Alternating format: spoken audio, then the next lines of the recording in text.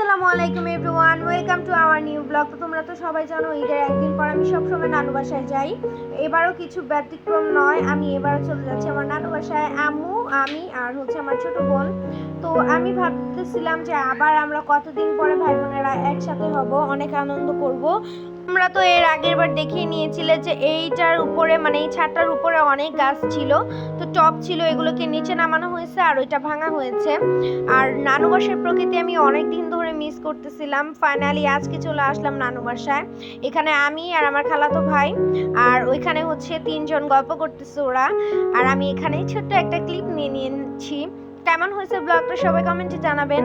আর নানু বাসায় আসলে সবসময় শাক তুলি, বাট ভিডিও করা হয় না। এবার ভিডিও করছি, শাকও তুলছি অনেক।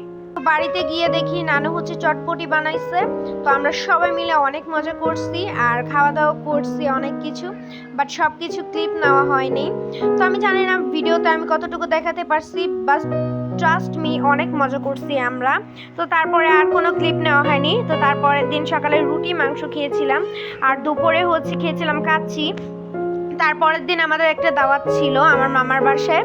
তো ওইখানে গিয়ে দেখি মামার একটা কি সুন্দর একটা কিউট অ্যাকোরিয়াম, তো ময়ূরের পাখা দিয়ে কি সুন্দর করে লাগানো, আর এটা আমি।